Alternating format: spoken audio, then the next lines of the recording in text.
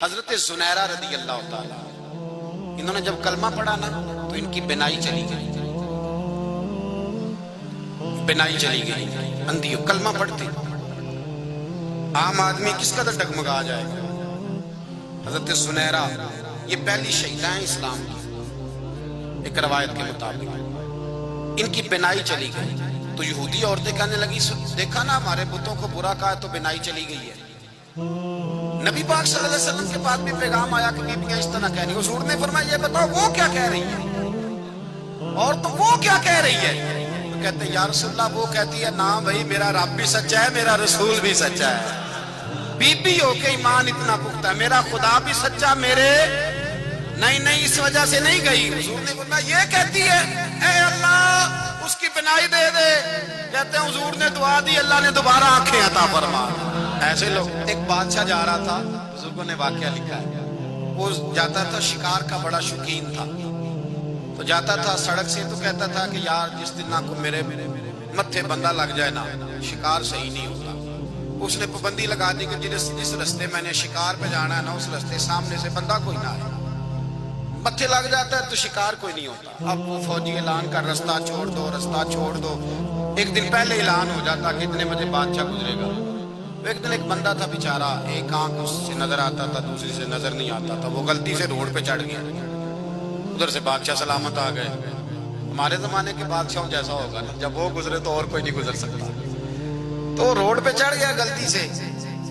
اب وہ بادشاہ سلامت نے دیکھ لیا کہ میرے حکم کے خلاف، وہ دیکھتے ہی طبیعت خراب، آج میرا شکار صحیح نہیں ہو، بڑا ظالم ہے تجھے نہیں اعلان کا پتہ چلا، پکڑو اس کو باندھ دو دھوپ میں درخت کے ساتھ، واپس آ کے شام کو دیکھیں گے اس کا کیا علاج کرنا ہے، پہلے یہ سزا تو دو نا، اس کو دھوپ میں باندھو۔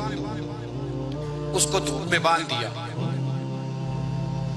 اب شام تک وہ بیچارہ وہاں بندہ رہا۔ بادشاہ کہتا ہے جتنا اچھا شکار اس دن ہوا نا اس سے پہلے کبھی ہوا ہی نہیں، اتنا سارا جانور کے، اور پھر میرا ایک نشانہ خطا نہیں ہوا، جو نشانہ لگایا وہ بھی لگ گیا، شکار بھی مرضی کا، شوق بھی بڑا تھا، کہتے ہیں ڈھیروں جانور قابو آئے۔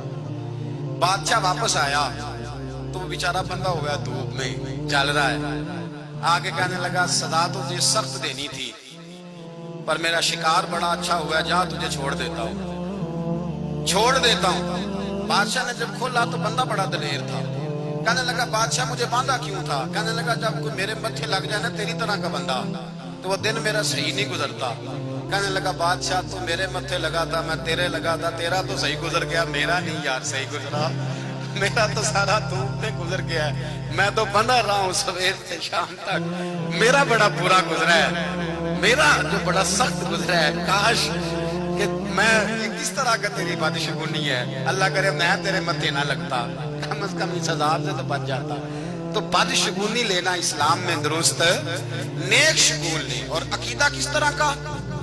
حضرت عمر فاروق رضی اللہ تعالیٰ عنہ کے زمانہ مبارکہ میں جب مصر فتح ہوا تو حضرت عمر بن عاص گورنر تھے مصر کے، انہوں نے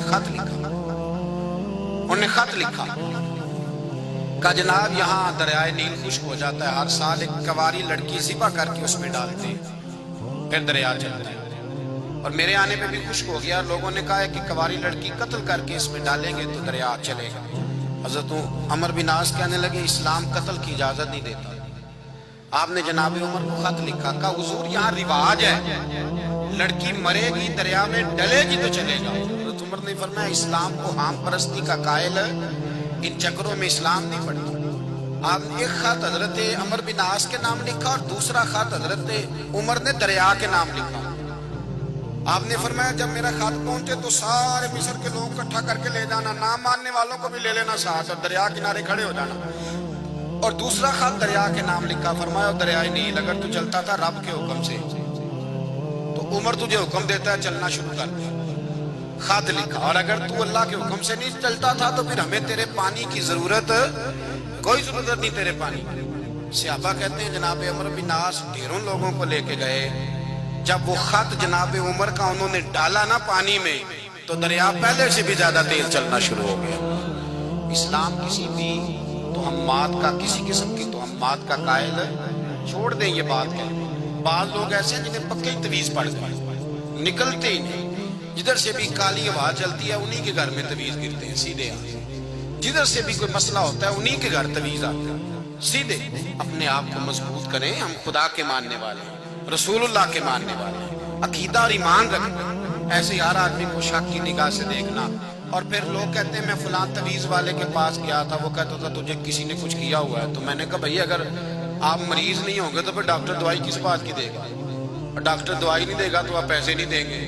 तो जिसके पास गए हैं उसने आपको कुछ बताना है तो आपने उस बेचारे को कुछ देना है, तो उसका तो धंधा है। अगर आप ये काम नहीं करेंगे तो फेल हो जाएगा। लिहाजा बच्चे तो हम मात से इत्दाल में रखें नजरियात, इत्दाल में। एक बात सुने, औरंगजेब आलमगीर गए ख्वाजा मोइनुद्दीन अजमेरी के मज़ार पे। कौन? बहुत बड़ा बादशाह था, मज़ारात पे जाता है। एक अंधे को खड़ा देखा, अंधा खड़ा है बाहर। बादशाह आते थे तो और ज्यादा इकट्ठे हो जाते थे, नजर न्याज ज्यादा मिलेगी। अंधा बाहर खड़ा है। औरंगजेब आलमगीर उसके करीब से गुजरने लगे तो कहने लगा 30 साल हो गए, 30 साल गरीबुन नवाज की चौखट पे खड़ा हूँ, खैरात नहीं मिली। आंखें लेने आता हूँ, खैरात नहीं मिली, कुछ दीजिए मुझे। 30 साल से रो रहे। जाग रहे हैं आप लोग? 30 साल हो गए। औरंगजेब आलमगीर कहने लगा कितना अर्सा हो गया? कहने लगा जी 30 साल।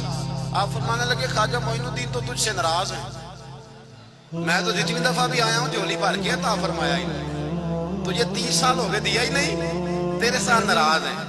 दो सिपाहियों को कहने लगे इसके सिराने खड़े हो जाओ, अगर मेरे वापस आने तक सही हो गया तो ठीक है, वरना इसकी गर्दन उड़ा देंगे। ख्वाजा साहब नाराज हैं, 30 साल हो गए, इसको आंखें नहीं मिली, उनके वसीले से मिली नहीं, इसको मार देंगे आप। वो नाराज हैं। औरंगजेब अंदर गए दुआ मांगने, वापस आए तो अंधा सही हो गया था। आपने फरमाया कैसे सही हो गया? तो कहने लगा जी मैंने कहा उसको मेहरबानी करे, अल्लाह की बारगाह में अर्ज करे, और मैंने इनके वसीले से भी दुआ की। मैंने कहा मौला पहले तो आंखें नहीं थी, अब तो जान भी जाने लगी है, मेहरबानी कर, फजल फरमा। कहते हैं रो रो के दुआ मांगी है तो आंखें ठीक हो गई। तो औरंगजेब ने तारीखी जुमला कहा, तारीख साज को याद रखे। कहने लगे तुमने यहाँ आके ना ढोंग रचा लिया था, ढोंग, तू आंखें लेने नहीं आता था, वरना जिस गरीब नवाज ने जिंदगी खुदा रसूल के नाम कर दी हो, उसके वसीले से कोई मांगे तो राह बता ना करे। जिसने अपनी जवानी सारी रसूलुल्लाह के लिए कुर्बान कर दी, लम्हा लम्हा जिंदगी का रसूलुल्लाह के दीन के नाम गुजारा, उसका नाम लेके वसीला दो तो रब रहमत ना करे। पर मैं तुमने ढोंग रचाया है, दरबार का ढोंग, इसलिए कुछ नहीं मिलता। मैं भी कहता हूँ ढोंग ना रचाओ, ढोंग ना रचाओ, ढोंग रचाते हो तो कुछ नहीं मिलता। दरवेशों के दरवाजे तो आज भी खुले हुए। सिद्ध के दिल से आओ, दयानतदारी से आओ, कासा सीधा करके आओ, उनके वसीले से जितना भी मांगो मेरा रब अपनी रहमत के दरवाजे खोल के अता फरमाता है। ढोंग रचाया हुआ लोगों, इसलिए हालात बिगड़े हुए हैं। और वैसे भी अल्लाह वालों से भी अगर बंदा दुनिया मांगने चला जाए तो उसने फिर मांगा क्या है? उनसे तो, उनके वसीले से तो खुदा से उन जैसा जज्बा मांगना चाहिए। तो मेरे भाई बदशगुनी का कोई तसव्वुर नहीं इस्लाम में, इससे परहेज करें। 1% नहीं 100% बचें। अल्लाह तबारक व तआला समझने की तौफीक अता फरमाए।